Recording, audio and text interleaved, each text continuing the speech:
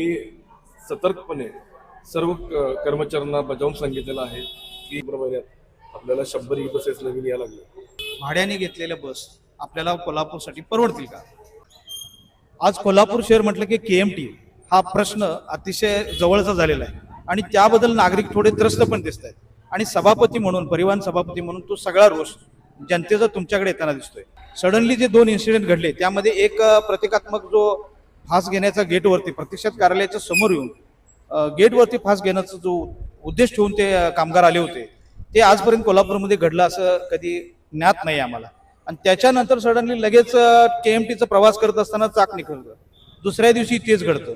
हे घडत असताना सभापती म्हणून ती सगळं जबाबदारी तुमच्यावर येऊन ठेपते आणि त्यासाठी जनतेला तुम्ही काय सांगाल? जो गाडीचं चाक निघून जे पापाच्या टेकडीला चाक निघून पडलं तर माझ्या मते ते व्हायला नको पाहिजे होतं.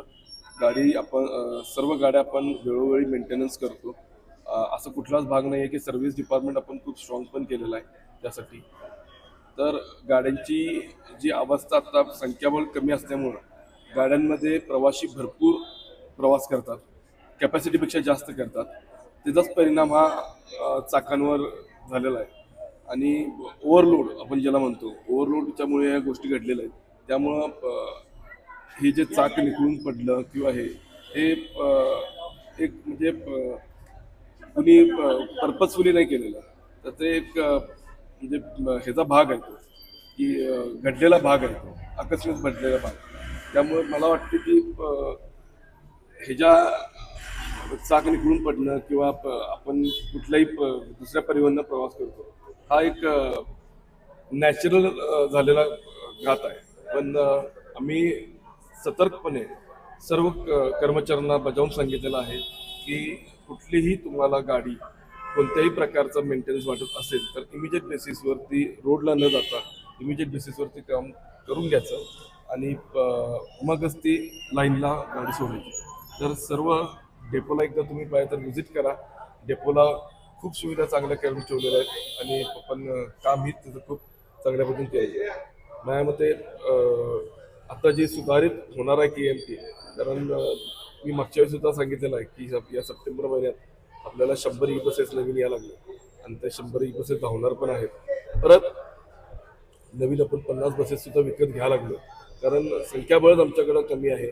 बसची जी 84 होती ती घटून आमच्याकडे आलेली आहे 54. 30 बसेस आम्ही रिजेक्ट केलेल्या आहेत कारण त्या चालवण्यासारख्या नाही आहेत. जेवढ्या बस चालवता येतील तेवढ्या आपण चालवतोय. काही रूट्स आम्हाला पण चालू करायचे आहेत, त्या संख्याबळ कमी असल्यामुळे करता येत नाही, तेही आम्ही चालू करतो. तर या सगळ्या गोष्टी सुधारित होणार आहेत.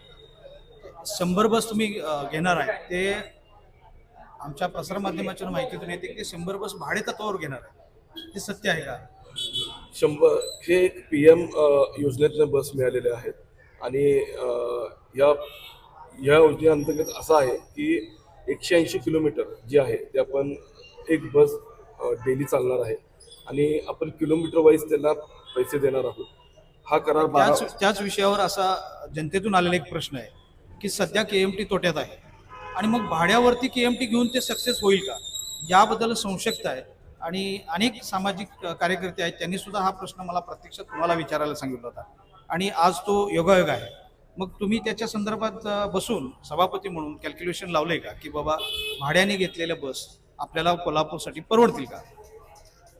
पहिली गोष्ट, गाड्यांच्या जेवढ्या जास्त फेऱ्या होणार, गाड्या राऊंड दी ट्रिप जेवढं चालणार तेवढाच इन्कम केएमटीला होणार. इलेक्ट्रिक बस आल्यामुळे एकतर आहे इंधनचा तिथं जास्त वापर होणार नाही आहे, इंधनचा कुठलाही वापर होणार नाही, फक्त इलेक्ट्रिसिटीचा वापर होणार आहे जिची कॉस्ट कमी आहे.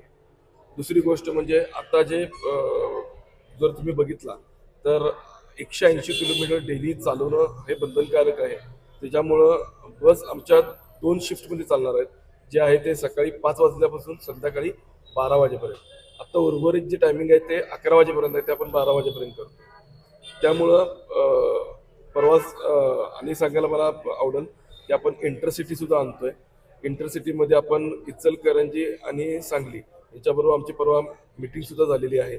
त्या मिटिंगमध्ये आमचं ठरलेलं आहे की आपण इंटरसिटी करून आपण हा पूर्ण पेरीफेरी जो आहे तो 20 किलोमीटरवरनं कपात करून आपण 50 किलोमीटरपर्यंत न्यायचा आहे.